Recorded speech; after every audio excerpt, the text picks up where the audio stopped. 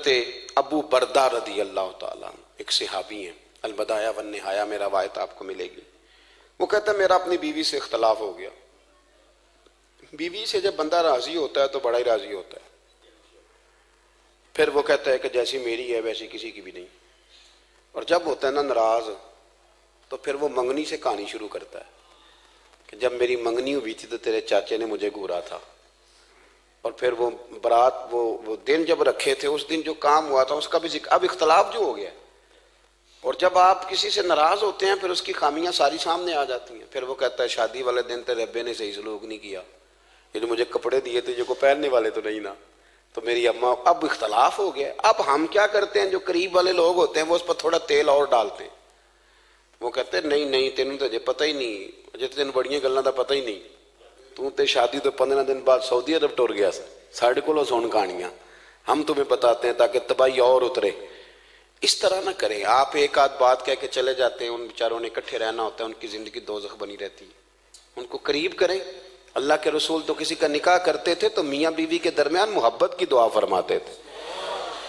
تو وہ صحابی آئے تو اپنی بیوی سے ناراض تھے، تو انہوں نے اب بات شروع کر دی، کہنے لگے یہ بھی کرتی ہے، یہ بھی کرتی ہے، یہ بھی کرتی ہے، یہ بھی غلطی ہے، یہ بھی غلطی ہے، یہ بھی کوتاہی ہے، بڑی باتیں سنائیں۔ اللہ نے کان کتنے دیے اور زبان، اس کا مطلب ہے سنگل بولنا چاہیے اور ڈبل سننا چاہیے۔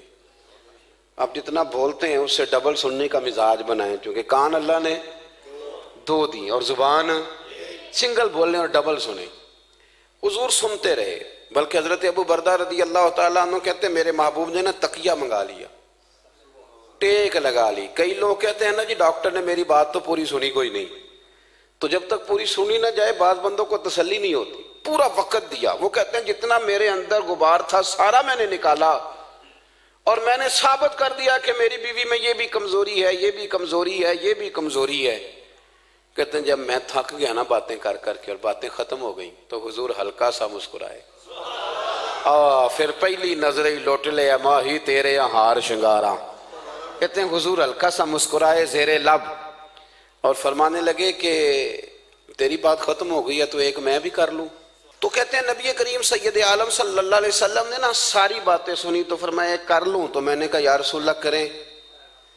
تو نبی کریم صلی اللہ تعالیٰ علیہ وسلم فرمانے لگے صرف ایک بات کا جواب دے، صرف ایک، تیرے آگے ہیں یوں دبے لچے فصحا عرب کے بڑے بڑے، کوئی جانے منہ میں زبان نہیں بلکہ جسم میں جان نہیں۔ حضور فرمانے لگے یہ بتا کہ تیری بیوی میں ساریاں خامیاں ہی ہیں کہ کوئی خوبی بھی ہے؟ بھائی اتنا جواب دے دے، زیادہ لمبی چوڑی بات نہیں۔ تیری بیوی میں ساریاں خامیاں ہیں۔ اللہ جو بندے بناتا ہے نا تو ایسا کوئی بندہ رب کریم نے نہیں بنایا جس کے اندر اللہ نے کوئی خوبی نہ رکھی ہو۔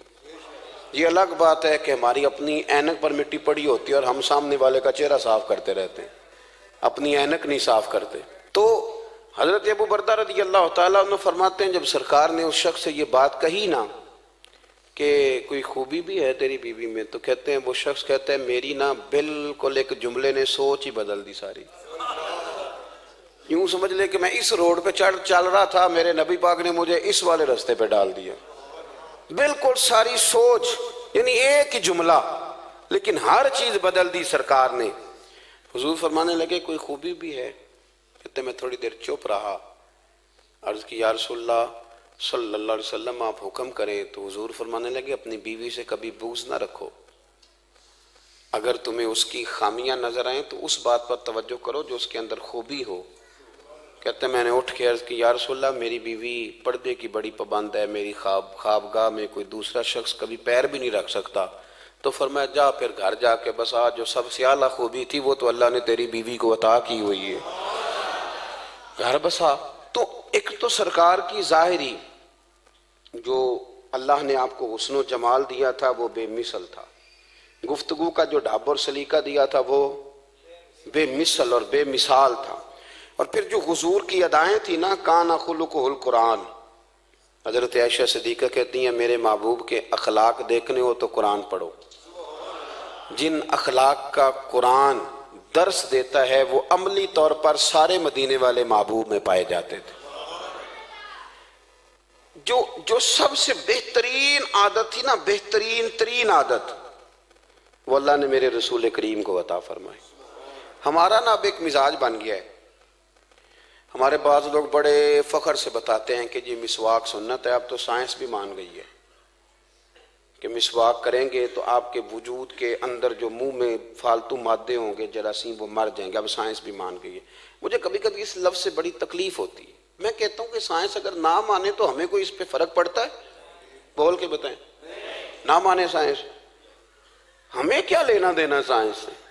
سائنس تو کبھی کچھ کہتی ہے پھر کبھی کچھ اور کہنے لگ جاتی ہے، سائنس کا کیا ہے؟ سائنس کو منوانا ہماری ڈیوٹی۔ ہاں، اس طرح کا دین نہ بناؤ کہ معاذ اللہ دین کو سائنس کا غلام کر دو۔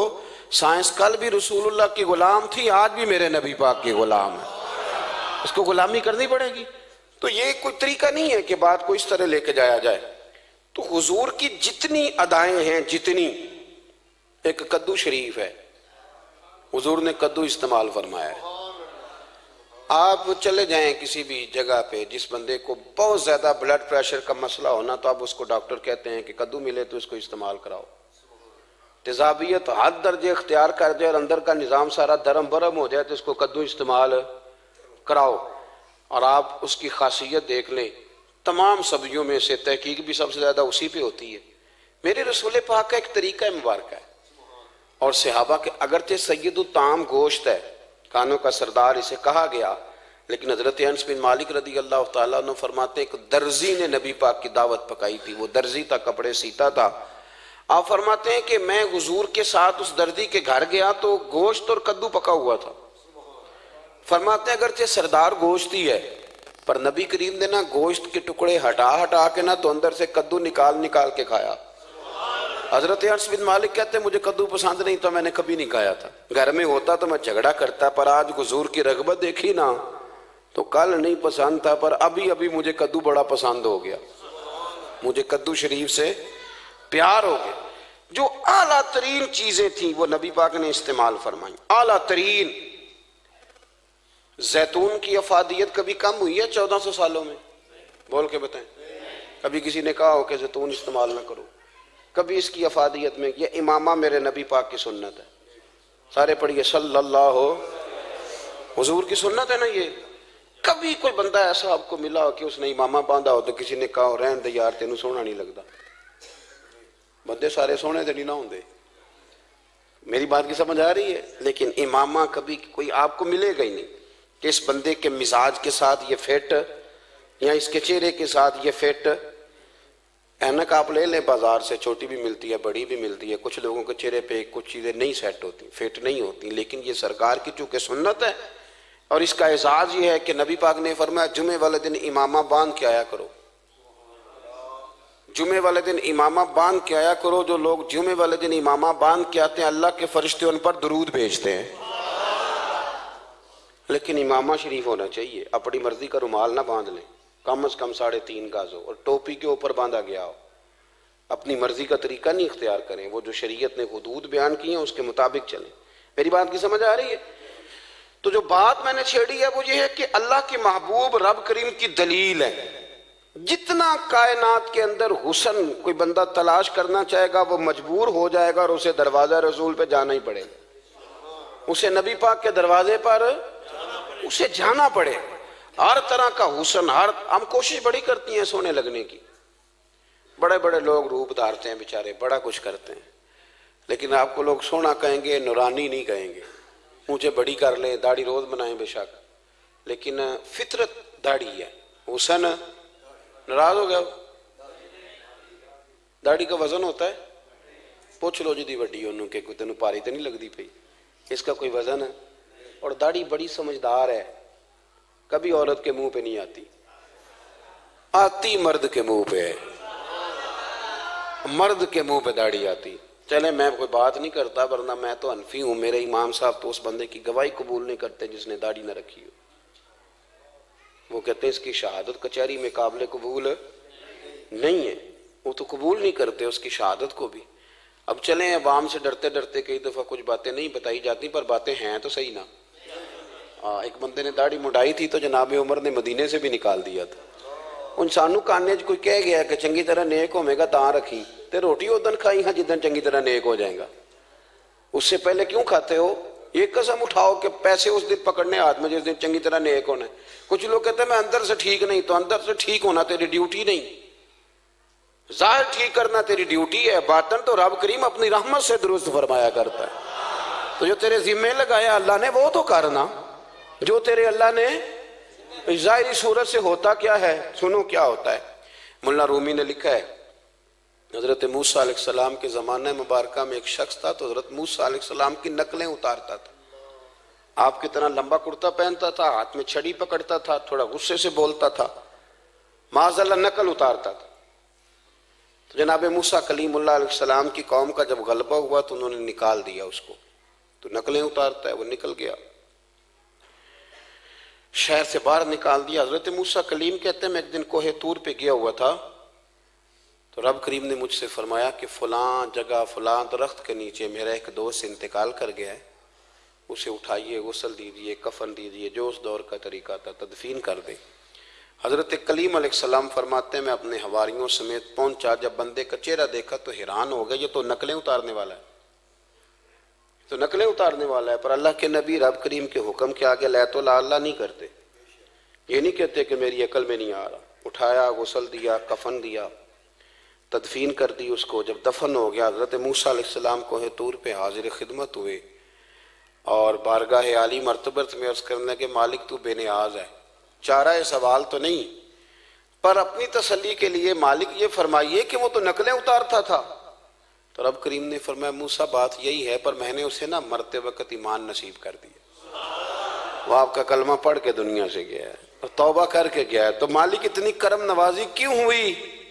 تو رب کریم نے فرمایا موسیٰ جب وہ تیری طرح بن سور کے نکلتا تھا نا، تیری ادائیں اپناتا تھا تو مجھے پیارا ہی بڑا لگتا تھا، وہ پیارا لگتا تھا۔ یارو دیکھو نا ترمذی شریف میں حدیث ہے، میرے رسول پاک علیہ السلام نے فرمایا میرا امتی جب سفید داڑھی لے کے قبر میں جائے گا نا، داڑھی اور وہ بھی سفید، تو رب فرشتوں سے فرمائے گا اسے عذاب نہ دینا، یہ میرے محبوب کی سنت سفید داڑھی لے کے آگئے، مجھے شرم آتی ہے اسے عذاب دیتے۔ آپ بات کو سمجھے کہ یہ حضور کی سنت کا اعزاز جو اللہ کی بارگاہ میں، رب کے حضور جو سنت کا اعزاز، اس لیے کہ کائنات میں سب سے اعلیٰ ترین جو کام تھا وہ کیا ہی میرے مصطفیٰ کریم نے، اعلیٰ ترین عمل نبی پاک کا، اعلیٰ ترین، اور طریقہ مبارکہ میں حسن اور جاذبیت، اور آپ اندازہ کر لیں ہم لوگ پٹری سے اتر جاتے ہیں، مرضی کرتے ہیں، ہمارا مزاج ہے جتنا مرضی کو کہے کہ الکوہل والی خوشبو استعمال نہ کریں، پر ہم کوئی نہ کوئی دلیل نکال کے لے ہی آتے ہیں، لیکن خوشبو اس دور میں بھی اتنی بکتی ہے جس کی حد نہیں، اور لوگ اپنی اپنی ضرورت کے لیے اس کو استعمال ہے۔ ان 1400 سالوں میں 1450 سالوں میں ایک دفعہ بھی ایسا نہیں ہوا کہ یہ کاروبار کہیں ٹھنڈا ہوا ہو۔ حرم شریف اللہ آپ کو لے جائے تو مسجد نبی میں سونے کی دکان کے ساتھ خوشبو والی دکان ہوتی ہے، یعنی اتنا مہنگا کاروبار ہے کہ جتنا کرایہ سونے کی دکان والا دے رہا ہے اتنا ہی خوشبو کی دکان والا دے رہا ہے، اتنا مہنگا یہ کاروبار ہے۔ ایک دن بھی اس کام کی اہمیت کم نہیں ہوئی، اور رسول کریم نے کیا فرمایا؟ صحابہ کہتے ہیں 3 چیزوں سے کبھی منع نہیں کرتے تھے، کوئی تقیہ دیتا تھا تو قبول کرتے تھے، کوئی بندہ اگر حضور کو دودھ پیش کرتا تھا تو نبی پاک قبول کرتے تھے، اور اگر کوئی شخص حضور کو خوشبو دیتا نا تو حضور جلدی قبول فرماتے تھے، یہ مزاج تھا۔ تو جو اعلیٰ ترین چیزیں تھیں ان کو میرے رسول کریم صلی اللہ علیہ وسلم نے کیا، ہمیں کر کے دکھایا۔ ہمارا ظاہری حلیہ آج بھی اہل عرب لمبا کرتا پہنتے ہیں، آپ لمبا کرتا پہننے حیا کے زیادہ قریب ہے، کھلا لباس حضور پسند کرتے تھے، یہ شرم و حیا کے زیادہ قریب ہے، اس کے اندر انسان کا پردہ زیادہ ہے۔ وہ ساری صفات جن سے ایک آدمی متصف ہو سکتا ہے اور اپنے آپ کو سجا سکتا ہے، اپنے معاملات کو ٹھیک کر سکتا ہے، وہ ساری رسول پاک نے ہمیں عطا فرمائی۔